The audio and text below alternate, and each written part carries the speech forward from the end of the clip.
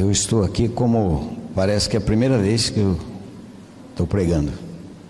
E o Senhor Deus lhe deu esta ordem: de toda a árvore do jardim comerás livremente, mas da árvore do conhecimento do bem e do mal não comerás, porque no dia em que dela comeres, certamente morrerás. Aí entrou na história Satanás conversando com a mulher, e a mulher foi enganada, mas Adão pecou. Satanás diz o seguinte: você pode comer da árvore, lá em Gênesis 3, que você não vai morrer, vocês não vão se separar de Deus. É como dissesse, não é verdade aquilo que Deus disse. Essa história repete. A Bíblia diz, mas não é bem assim. Eu posso encarar de outra maneira. Não é bem assim. E ela comeu do fruto, deu ao marido, e ele também comeu. Quando eles comeram, Deus cumpriu a sua palavra. Certamente morreram. Pecado é alienação, é separação. Quando Adão comeu daquele fruto, o Espírito Santo, através do apóstolo Paulo, revelou em Romanos 5,12: por um só homem entrou o pecado. Ele não diz entraram os pecados, o que nós fazemos, mas entrou o pecado como natureza. É a mesma coisa de Salmo 51,5: eu nasci na iniquidade e em pecado concebeu minha mãe. Por um só homem entrou o pecado, a natureza de Adão é o pecado. Por um só homem entrou o pecado no mundo, e pelo pecado a alienação, a separação, a morte para Deus. Assim a morte passou a todos os homens, porque todos pecaram. Em Romanos 3, versículo 23, diz que todos pecaram e privados estão da glória de Deus. Quando nós lemos em João 3,6, ele diz: aquele que é nascido da carne, todos nós nascemos da carne, e todos nós, se continuarmos vivendo pelo governo da carne, continuaremos caminhando para uma eternidade que não há mais volta, chamada inferno, totalmente separado de Deus. Alguns dizem que o homem ele pecou porque desobedeceu, mas não foi bem assim.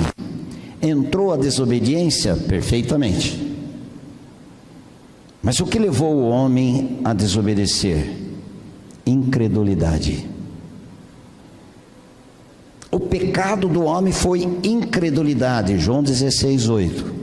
O Senhor Jesus dizendo: quando o Espírito Santo vier, convencerá o homem do pecado, da justiça e do juízo.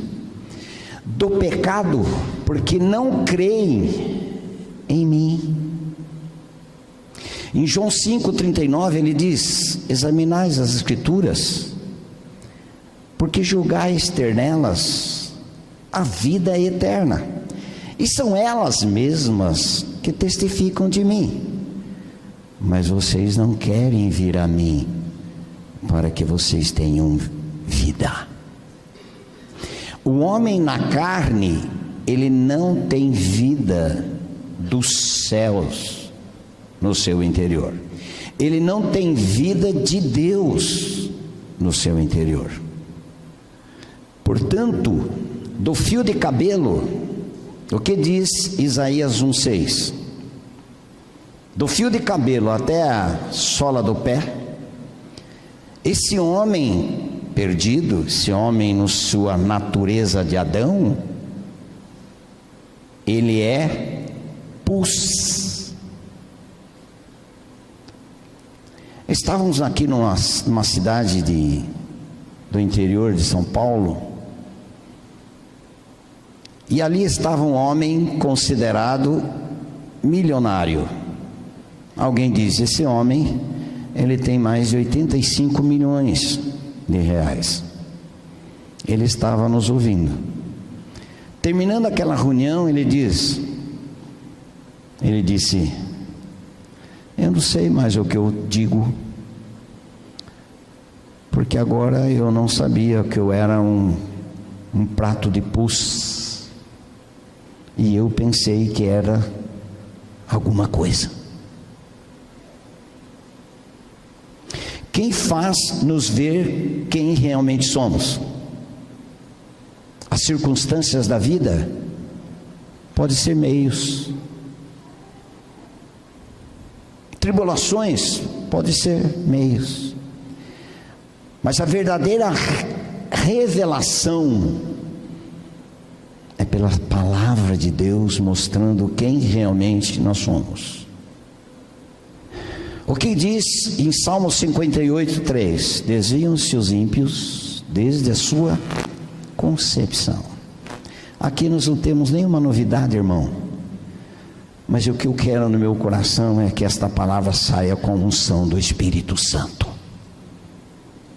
porque saber doutrina, estou aqui, conhecer a obra da cruz. Tantos podem estar aqui dizendo: você está chovendo no molhado.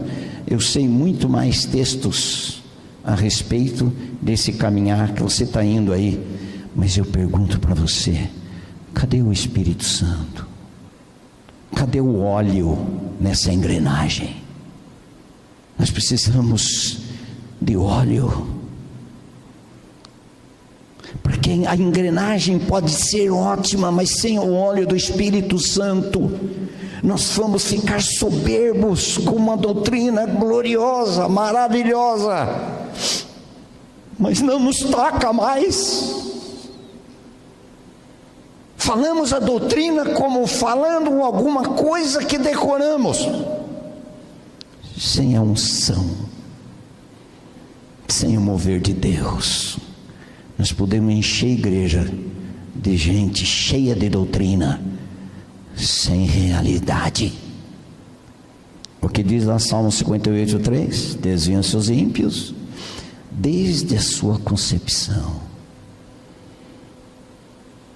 Eu já nasci perdido, eu já nasci alienado, eu já nasci morto para Deus, eu já nasci condenado para o inferno,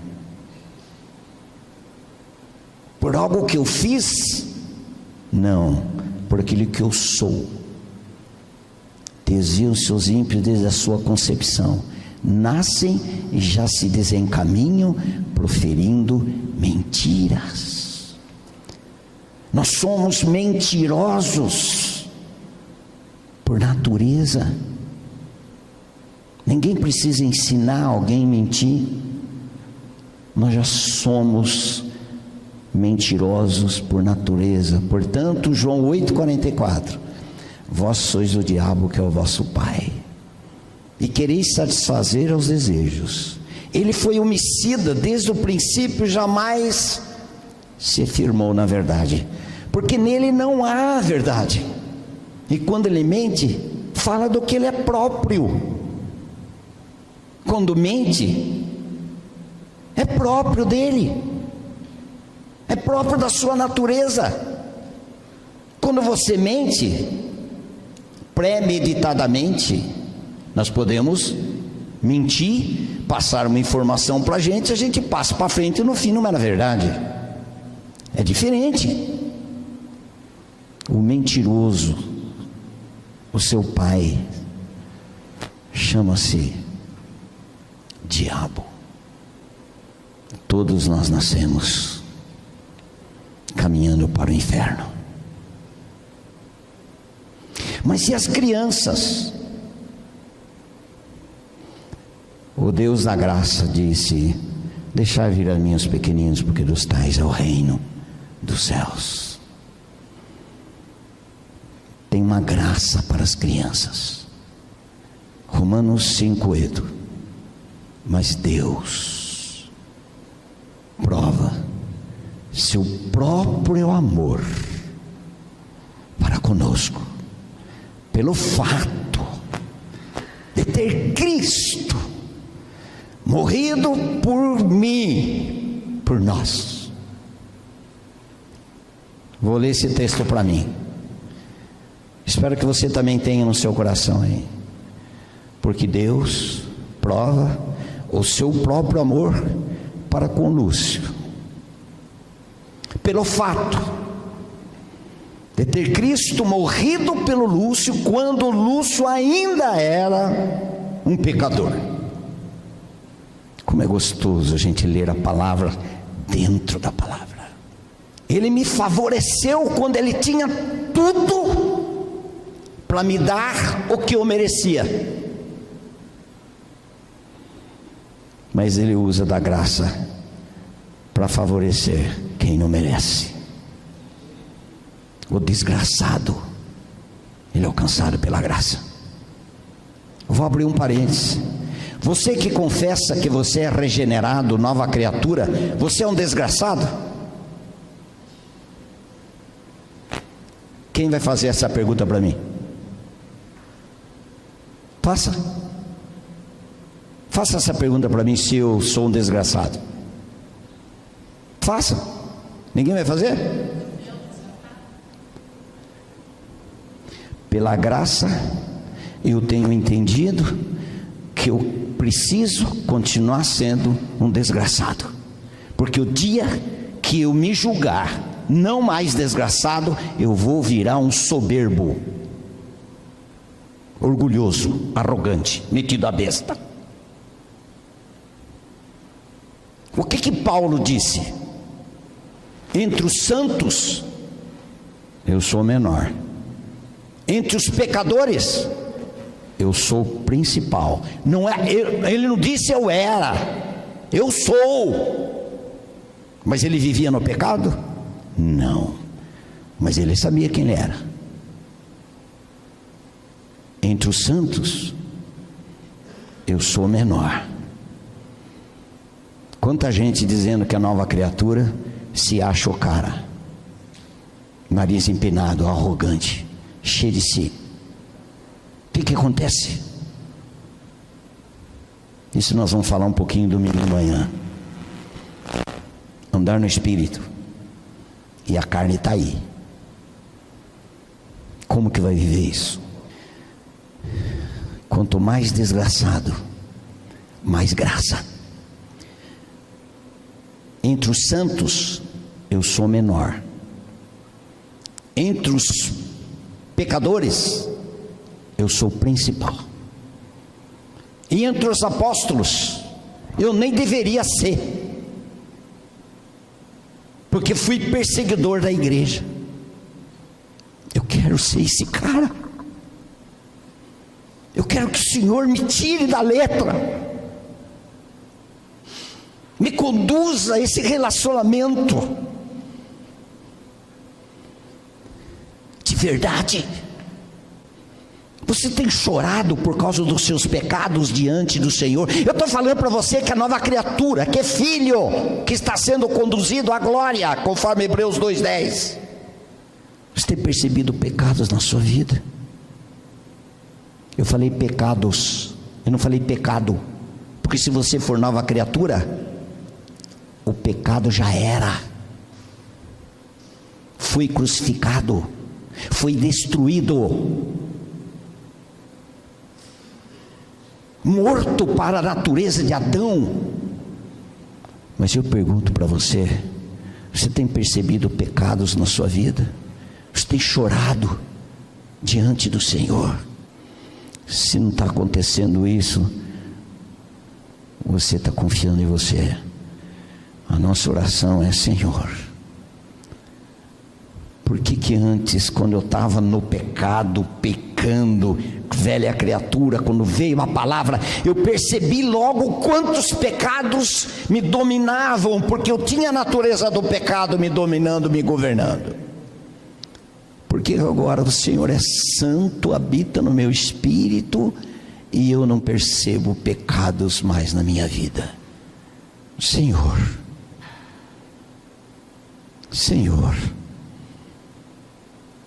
eu não enxergo que eu sou o menor dos santos, eu já estou achando que eu sou maior entre os santos. Maturidade é tornar-nos, sabe o que é maturidade? João Batista, sabe aquele que você batizou lá no Jordão?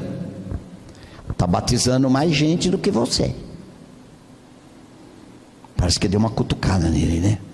Você viu aquele que você batizou? Parece menor que você, não é? Mas ele está batizando mais gente do que você. Mas na verdade não era Jesus que batizava, eram os seus discípulos. O que João diz? João Batista, um homem maduro, que ele cresça e eu diminua. Cuidado, irmão, ficar com a doutrina do novo nascimento, um arrogante metido a besta. Se a mensagem da cruz não estiver diminuindo você, é porque você está tendo a mensagem na mente e não como realidade espiritual, porque a mensagem da cruz nos conduz à morte. Aí João 3,16, agora eu abri o parênteses, fechei o parênteses.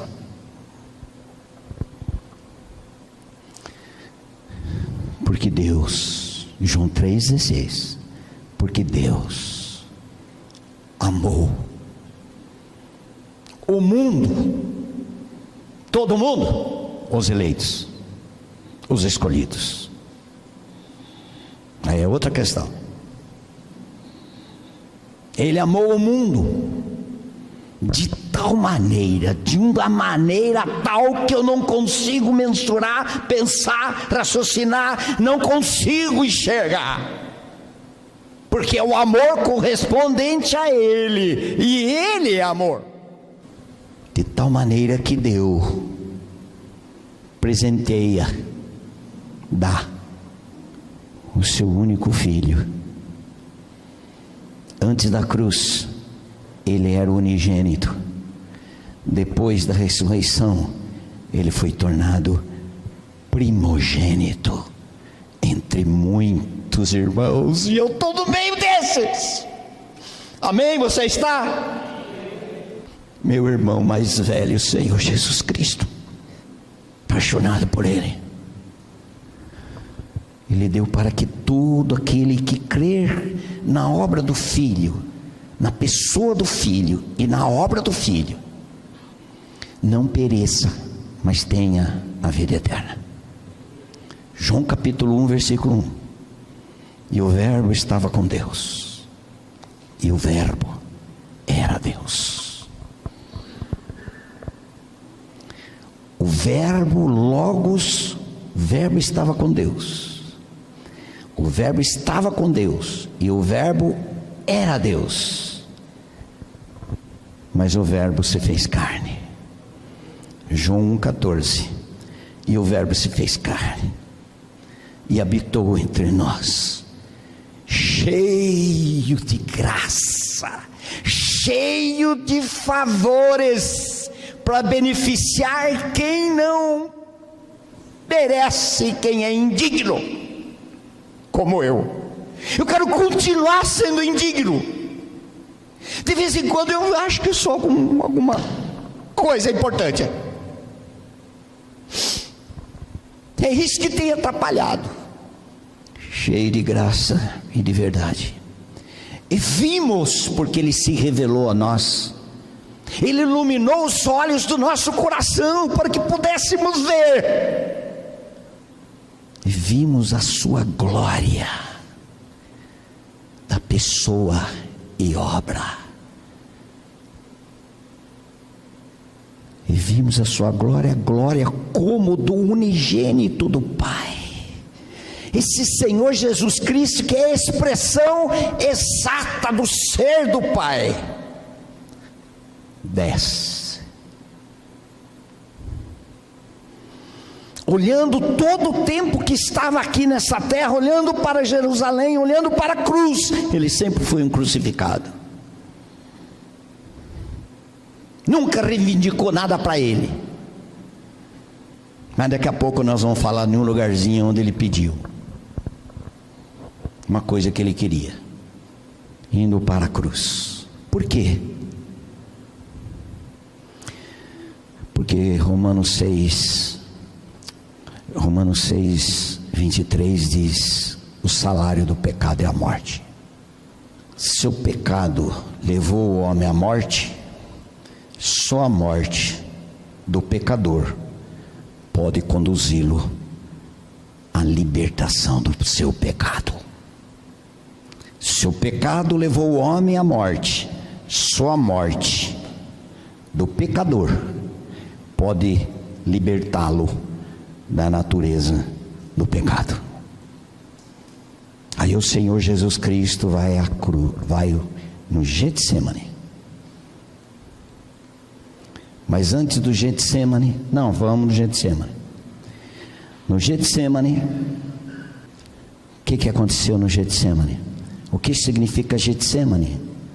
Prensa. Ali foi moído. Ele foi prensado. Momentos ficou só. E que ele diz: gotas como gotas de sangue, porque ele ficou no extremo da angústia. Ele diz assim: se queres, passa de mim este cálice, contudo, não faça a minha vontade, e sim a tua. A vontade do Senhor Jesus Cristo Ele expressa em João 4,34. A minha comida é fazer a vontade daquele que me enviou e realizar a sua obra. Esta é a minha comida, fazer a vontade do meu Pai. Mas para que ele pudesse fazer a vontade do seu Pai, ele tinha que enfrentar uma situação pessoal como nunca ele experimentou em toda a sua eternidade. Sabe o que é o cálice? Quanto tempo na minha vida eu pensei que o cálice era o sofrimento por mim, para minha causa, para me justificar, para me regenerar, para perdoar os meus pecados. Isso incluiu, claro. Mas o que ia acontecer com ele? 2 Coríntios 5:21. Aquele que não conheceu o pecado, Ele, o Pai, o fez pecado por nós, para que nele, no Senhor Jesus Cristo, na cruz do Calvário, para que nele fôssemos feitos justiça de Deus. Eu que só conhecia injustiça, fui feito justiça. E ele que nunca conheceu injustiça e nem pecado, foi feito pecado. Eu que não conhecia justiça, só conhecia pecado, fui colocado naquele que nunca conheceu pecado, 1 Pedro 2,22, ele nunca pecou, nunca houve dolo, intenção na sua boca. Ele é o filho do homem perfeito. Ele foi obediente até a morte, morte de cruz, porque ele viveu sempre pela fé, porque o justo vive pela fé. A obediência dele é fruto da fé, da união. Fé significa unir-se. Por isso que ele foi obediente. Ele sempre viveu pela fé. Eu acho tão lindo isto. Quebra meu coração. Aquele que se deu, se ofereceu. Ninguém o humilhou. Ele não foi humilhado. Perante os homens, estava humilhando ele. Mas ele se humilhou. Ele se entregou. Ele se ofereceu. Ele deu. Ninguém toma minha vida. Eu espontaneamente a dou. E eu tenho poder para retê-la. Esse é o nosso Senhor. Jeremias 31:3. De longe se me deixou ver o Senhor. Eu fico pensando nesse texto. De longe se me deixou ver o Senhor, porque eu consegui vê-lo, porque Ele se revelou a mim, dizendo: com amor eterno eu te amei, e com benignidade eu te atraí. Quem Ele atraiu? Ninguém poderá vir a mim se o Pai que me enviou não o trouxer. Ninguém poderia ir a Jesus Cristo se não fosse conduzido pelo Pai. E o Pai leva os eleitos para que eles sejam salvos. E aquele que, olha, eu anotei porque a minha mente esquece.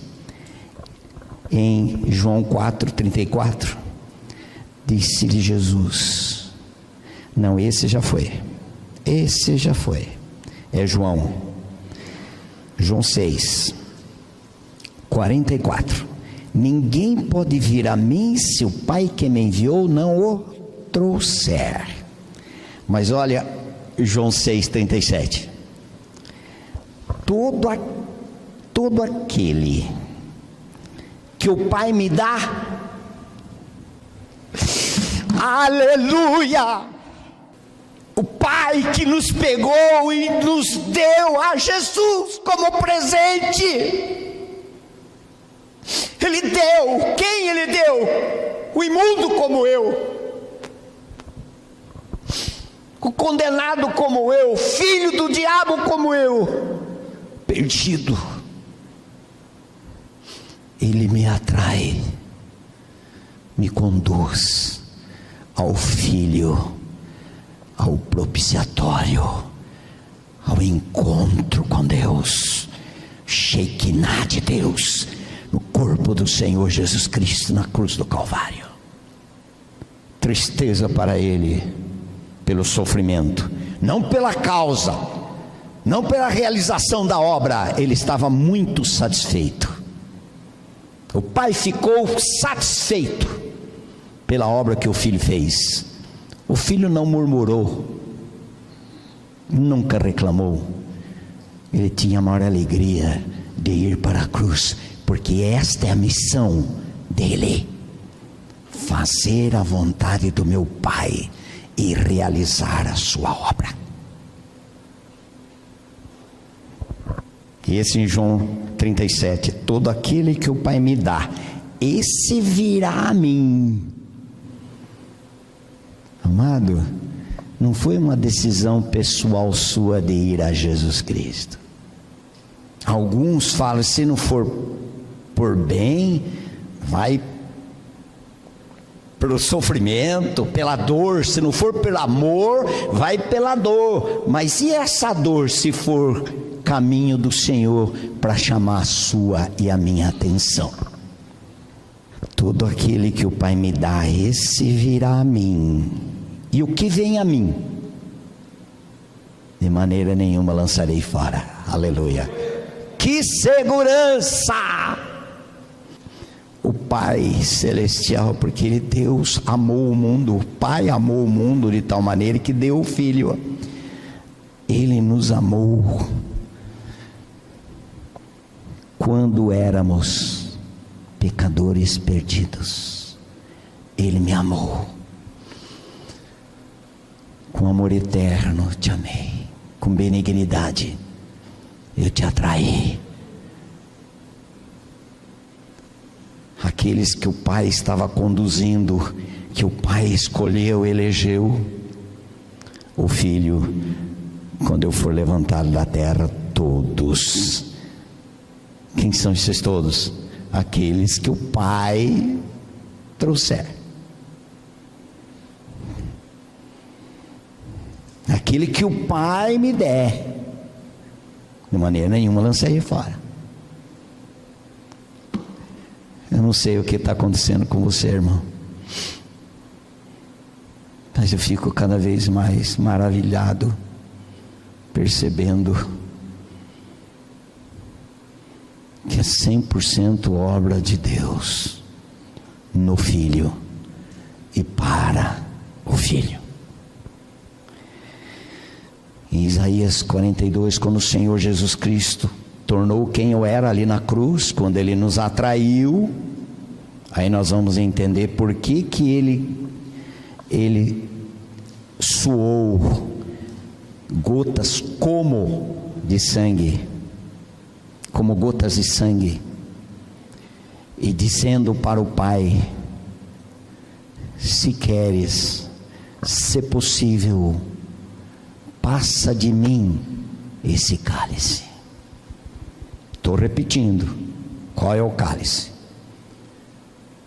Ele iria perder a face do seu Pai, toda a eternidade.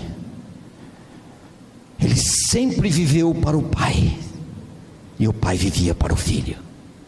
O Filho tudo fazia para agradar ao Pai, e o Pai fazia de tudo para agradar ao Filho. Esse relacionamento, quem fazia esta comunhão? O Espírito Santo.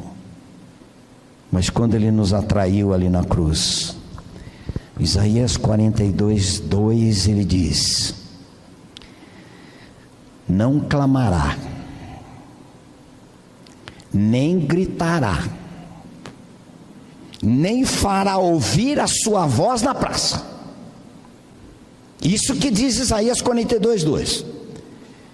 Isso que ele diz é com relação a quê? Ele não vai gritar realizando a obra em favor do pecador, mas estava envolvido o seu relacionamento com o seu Pai.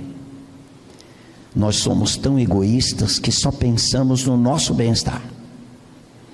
Ele tudo fez por mim. Eu fico emocionado quando Jesus fez isto por mim. Você já pensou que Ele passou a pessoa do Filho com relação à pessoa do Pai? Já pairou isso no seu coração? Já te conduziu ao quebrantamento, em adoração? Vou repetir, Isaías 42, 2. Não gritará, não clamará, e não ouvirá sua voz na praça. Mas um momento ali na cruz, a Bíblia diz que Ele gritou em alta voz. Ele citou o Salmo 22. Salmo 22 é o Salmo do pastor. Salmo 23 é o Salmo da ovelha. Deus meu, por que viraste as costas para mim? Porque eu não consigo ver a tua face. por que me desamparaste? Foi isso que ele falou: por que me desamparaste? Porque eu não consigo ver a sua face. Irmãos, aquilo que o Senhor Jesus Cristo não pôde assumir, Ele não pode salvar. E ali Ele estava assumindo a posição de um homem sem Deus. Ali estava experimentando exatamente um homem sem Deus. Ele clamou, alta voz: Eloi, Eloi, lama sabachthani. Deus meu, Deus meu. Por quê? A dor, a angústia do Getsêmani é aquilo que ele estava esperando, que ele ia passar na cruz do Calvário. Sobre o nosso assunto, sobre nós, não clamará, nem gritará, e nem ouvirá sua voz na praça. Mas aquele grito foi que ele perdeu a face do Pai por aquele tempo aqui, aquele momento. Como desperta em nós um amor, uma gratidão, um reconhecimento de um amor que nós pouco percebemos. Por isso que pouco adoramos, pouco servimos, porque nós temos pouca dimensão do serviço dele em nosso favor, em nosso benefício. Ah, Senhor Jesus, me faz perceber. Eu pensei que o Senhor já me amava tanto, mas agora estou vendo que é muito maior. Só mais uma coisinha, irmão, desse nosso Senhor Jesus. Duas coisas. Por que Ele morreu?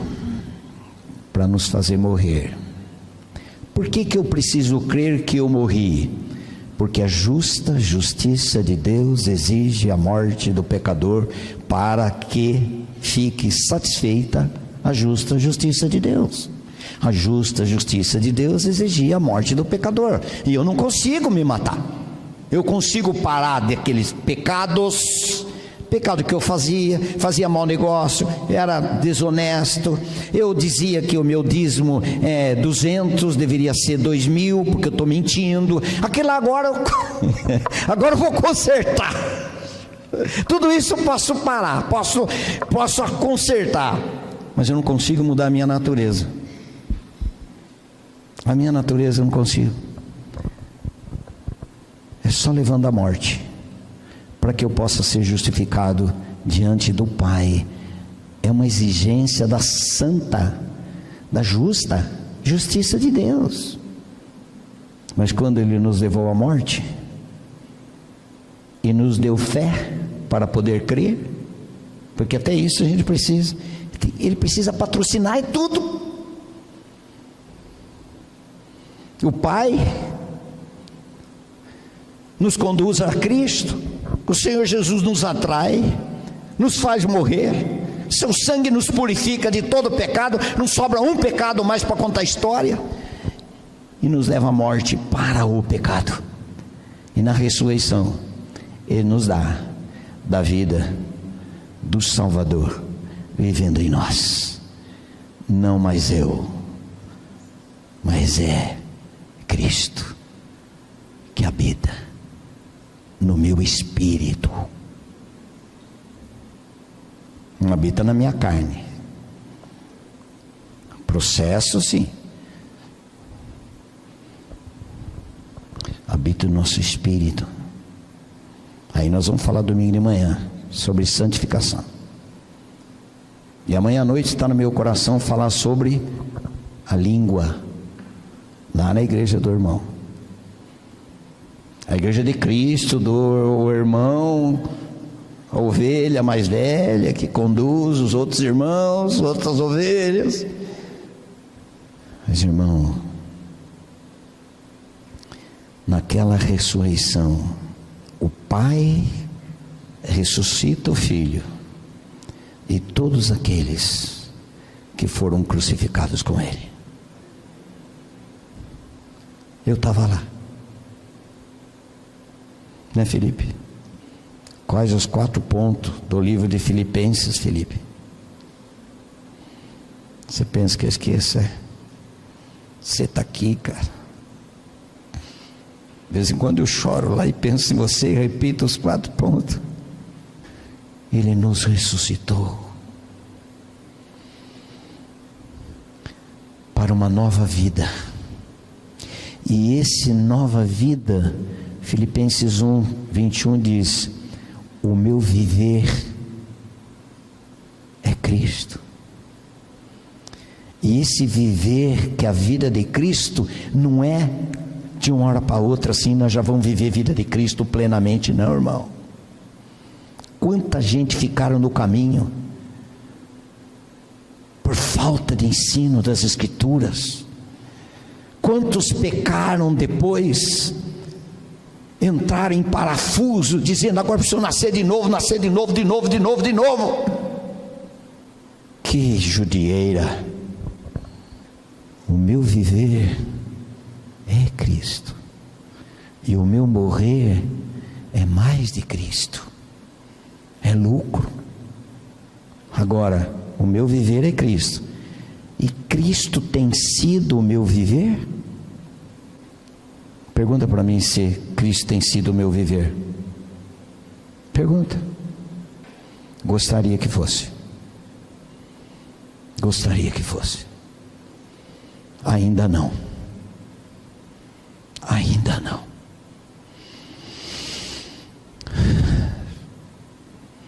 Às vezes a gente pega a gente vivendo a nossa própria vida. Nós temos todas as condições do céu para viver a vida do Senhor Jesus Cristo. Mas muitas vezes nós estamos vivendo a nossa própria vida. Porque é a vida da carne. Vamos ser sinceros, irmãos. Vamos ser sinceros. Cristo é tudo para você? Cuidado a responder, irmão. Eu vi um pastor numa reunião de líderes perguntar naquele grupo, só líderes. Ele perguntou para uma irmã missionária: Cristo é tudo para você, minha irmã? A irmã disse: sim. Ele disse: mentirosa. Ah, se Cristo fosse tudo para mim. Esse pastor disse: ah, se Cristo fosse tudo para mim. Ah, se Cristo fosse tudo mesmo para mim.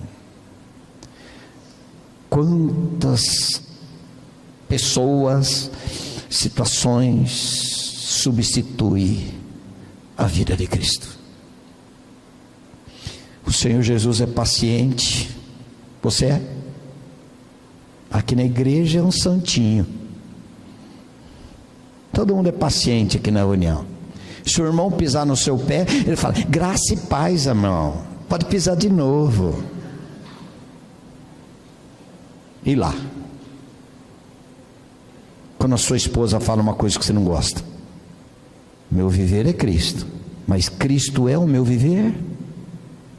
Está entendendo por que não adianta muito? Ajuda, claro, a doutrina é essencial para nos conduzir a Cristo. Sem doutrina, sem entendimento das coisas de Deus. Mas a doutrina não pode substituir Cristo e a obra dele. Você é humilde? Você é humilde? Cadê os humildes aqui? Levante a mão. Eu estou escondendo minhas 2 mãos aqui. Quem é humilde? Às vezes até no louvor não é humilde.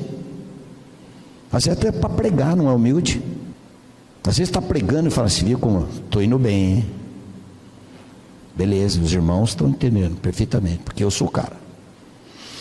Leio tantos livros, tenho muito que dar, muito para passar para os irmãos. Você já viu o livro tal, irmão? Você já leu tal autor, irmão? Irmão, cadê a obra da cruz, irmãos? É errado falar que leu um livro tal? Claro que não. Conhecimento das coisas de Deus, maturidade. Mas se isso não diminuir a gente, está fazendo um monte de gente orgulhosa, arrogante, metida besta. Eu sou mais do que você, irmão, porque agora eu estou com... Cadê? Você é humilde? Vamos terminar aqui. Eu trabalho com clínica dependência química há 15 anos, mais. Um jovem, depois da ministração da palavra, estava ali há mais de 6 meses com eles, com aquele mesmo grupo, que às vezes fica até 9, 8 e vão embora. Aí um deles diz assim: o missionário, você é humilde? Aí Felipe, alguém fala: e aí, e Felipe, você é humilde? Mexe, não mexe? Aí se você corre, o bicho come. Se você, sabe aquele negócio? E quem aqui muitas vezes não quer ficar bem na fita? Eu preciso passar uma imagem. Isso está em mim, está em vocês, irmão. Muitas vezes cumprimenta uma pessoa: como é que você está, irmão? Em paz. Se melhorar, estraga. Está uma droga lá em casa. Mas ele diz: olha, está ótimo, está na paz. Em vez de falar: irmão, está mal, irmão, eu estou brigando com Deus, eu o amo e eu sei que Ele me ama, mas Ele não me tem o quanto seria necessário que Ele me tivesse, porque eu quero ter Ele. Agora, o quanto você é dele. Nós somos muito de nós mesmos. Muito complicada a nossa vida, muito complicada. Aquele moço disse: sabe que quando ele falou: missionário, o senhor você é humilde? Pergunta para sua esposa se ela é humilde. Pergunta para o seu marido: você é humilde? Aí não tem jeito de esconder, porque quem mais conhece a gente depois de Deus é o encardido. Depois do encardido é marido e mulher. O encardido conhece a gente. Ele nem toca na gente, porque se é tocar na gente, maior que está em nós do que está no mundo. O Senhor Jesus é poder em nós, poder dele. Sabe o que eu respondi, irmão? Se for interessante para você, você guarda, senão joga no lixo. Me balançou? Balançou. Eu sei mais ou menos quem eu sou. Eu não me conheço direito. Por isso que muitas vezes a gente tem vergonha diante do Senhor. Você tem orado diante do Senhor? Você diz: Senhor, eu estou com vergonha. Senhor. Tenho vergonha. Estou com vergonha, Senhor. O Senhor tem revelado quem o Senhor é. E tem mostrado, na tua luz eu vejo a luz. Salmo 36, 9. Tu és o manancial da vida. Eu tenho visto quem eu sou. Eu respondi para aquele moço: se você tem percebido alguma manifestação de humildade na minha vida, com certeza não é minha. Se você tem percebido alguma expressão, alguma manifestação de humildade, não é minha,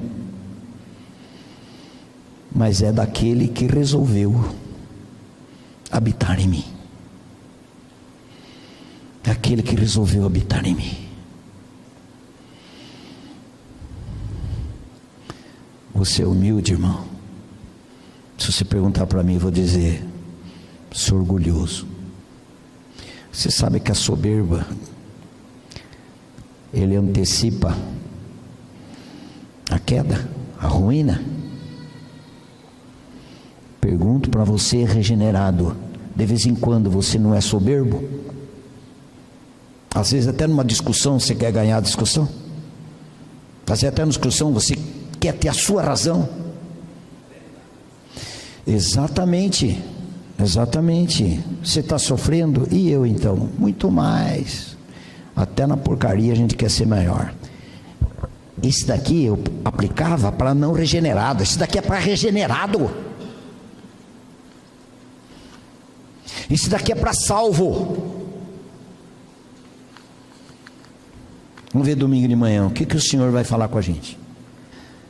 Acho que é momento de nós baixarmos a nossa cabeça e dizer: Senhor, tem misericórdia de mim.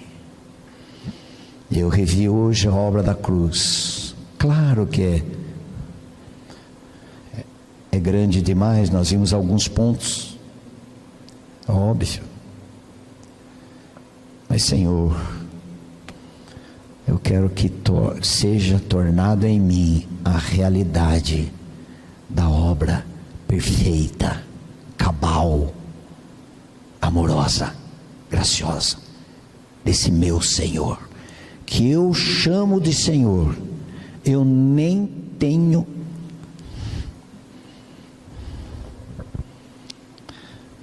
não temos mérito algum de chamá-lo como nosso Senhor.